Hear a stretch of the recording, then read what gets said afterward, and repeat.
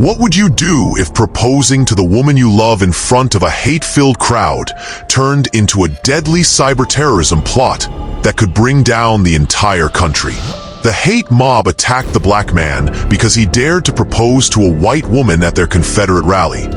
They punched him, threw bottles, spat on him, and surged forward to assault both him and his girlfriend, because his act of love directly challenged their white supremacist beliefs and showed that black love and dignity could flourish even in spaces they claimed to control, making him a target for their rage and later, a sophisticated terrorism plot designed to use his viral moment to destroy America's infrastructure. If you love interesting stories like this that expose the truth, please give this video a thumbs up and tell us in the comments section where in the world you are watching this video. And also do well to smash that subscribe button. This is Vincent's story. Vincent Washington was never one to back down. Growing up in the tough neighborhoods of Austin, Texas, he learned early that some fights choose you. His mama was a nurse, his daddy a police officer who taught him to stand tall no matter what. At 30, Vincent had built a good life, teaching kids at Roosevelt High, a small apartment full of books, and a heart full of love for Sarah Mitchell. Sarah was everything the town said Vincent couldn't have. She was white, from the oldest family in Travis County. Her father, Robert Mitchell, had run for mayor twice, always talking about preserving our values. Everyone knew what that meant. But Sarah never inherited that hate. She was a librarian who organized book clubs and believed in change. For 2 years, they loved quietly. No big announcements, just coffee dates and stolen kisses. But then came that Saturday in August. The trucks rolled into Liberty Square that morning. Confederate flags, angry signs, red hats everywhere. A rally about heritage, they said. But the chants told the truth. Take our town back, and you will not replace us. Vincent had been planning this day for weeks. The engagement ring sat hidden in his dresser drawer. He'd called Sarah's mother, picked the perfect spot, right by the old statue in the town square. The same statue they always said should come down. Today felt like the right day to make that change. Vincent dressed carefully in his best blue shirt. Sarah was at the library, not knowing what he planned. He drove to the square alone. The crowd was already screaming when he arrived. Hundreds of angry faces. A preacher with a megaphone talking about keeping America pure. Men in military gear watched the streets like soldiers. Someone set off a smoke bomb. Vincent stood at the edge for a full minute. Then he walked straight into the crowd, heading for that statue, heading for the center of all that hate. People started noticing. Someone yelled. A big man in sunglasses blocked his path. "You're lost, boy." Vincent walked around him. Bodies pushed against him. Someone spat. Another raised a phone to record. Then he heard her voice. "Vincent." Sarah had followed him. She pushed through the crowd, eyes full of fear. "What are you doing? We need to leave." He took her hands and smiled. "Not yet." Vincent walked up the statue steps. The crowd exploded. Bottles flew. Curses filled the air. But Vincent stood strong. Then he knelt down, right there in front of everyone, and pulled out the ring box. "Sarah Mitchell," he said, voice shaking but loud.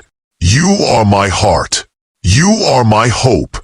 You show me that love wins. Will you marry me?" Silence. Then chaos. Someone screamed, "Get out!" A bottle smashed. The crowd surged forward. Sarah screamed Vincent's name as men rushed the steps. Police moved in too late. That's when Vincent saw him. A man in black pointing something at his chest. A red laser dot appeared on Vincent's shirt. The man smiled and said one word. Tick. Time stopped. Vincent stood between Sarah and the mob, ring still in his hand, knowing everything had changed forever. The punch came out of nowhere. Vincent tasted blood, felt the ground rushing up. Sarah dropped beside him, crying his name. Someone yelled, "Get the girl!" But then other voices rose up.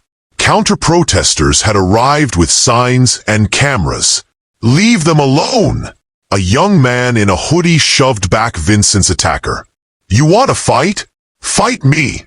Police sirens split the air. Officers stormed in with riot shields. In the smoke and chaos, Vincent and Sarah collapsed on a bench, coughing and scared. A black officer approached them. "You okay?" Vincent nodded, holding up the ring box. "I proposed." The officer blinked. Sarah laughed through her tears. "I said yes." The video went viral in hours. Millions watched Vincent's proposal, the attack, Sarah's courage. Some called him a hero. Others called him stupid. The internet exploded with opinions. Then the threat started. A letter with no return address. "You think this is over?"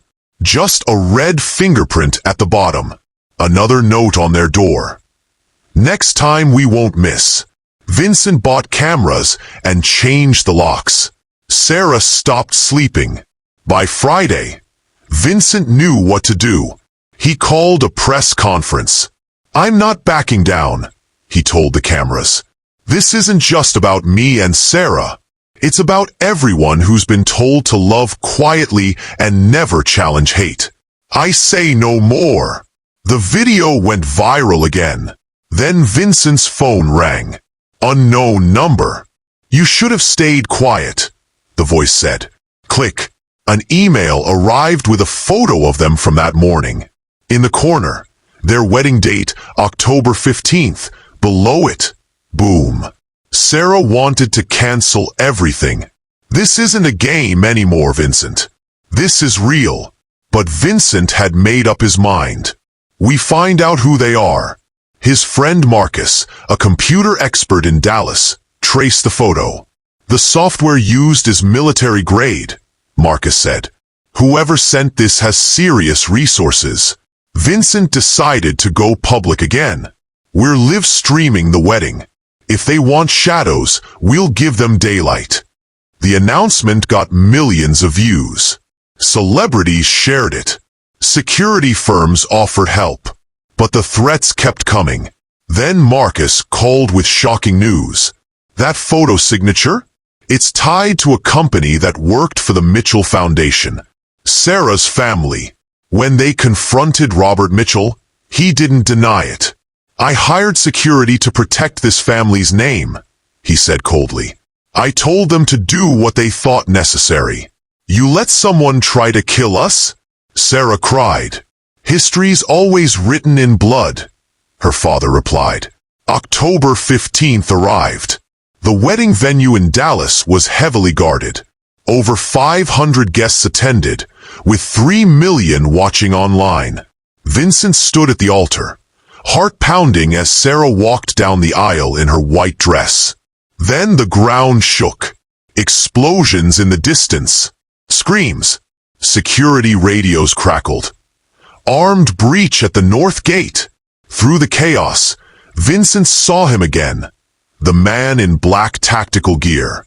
The same man from the square. He pointed a small device at Vincent, and that red laser dot appeared on his chest. The man spoke one word loud enough for every microphone to catch. Tick. Security swarmed, but Vincent didn't run. He stood protecting Sarah, just like his father taught him. The man smiled and vanished into the crowd. Hours later, in a government-safe house, an FBI agent explained, "The man you saw leads a terror group. They've been planning something big, using your wedding as cover." Marcus discovered the truth. They'd planted a computer virus in the wedding live stream. Millions of devices were infected. When the rebroadcast aired that night, the virus would spread to banks, hospitals, military systems. "They're using our love to destroy everything," Sarah whispered. Vincent made a choice. We stopped the broadcast. Against all orders, they broke into the broadcast center, with Marcus guiding them remotely. They cut the signal just as the virus was about to spread. The rebroadcast went dark, and the cyber attack died with it. The FBI caught most of the terror group that night. Robert Mitchell was arrested for funding domestic terrorism. The man called Thomas was never found. 2 weeks later, Vincent and Sarah had their real wedding in a small park surrounded by true friends. No cameras, no security, just peace. When they kissed, people didn't cheer. They cried. Because in a world trying to tear them apart, they chose each other. Vincent learned something that day. Love isn't just a feeling. It's fighting back. It's refusing to hide. It's standing up when the world tells you to kneel. In a world that wants you quiet, love loudly. In a world that tries to erase you, take up space. Because history doesn't belong to those who build statues. It belongs to those brave enough to stand when it matters most. The end. Remember, love is resistance. Love is courage. Love wins.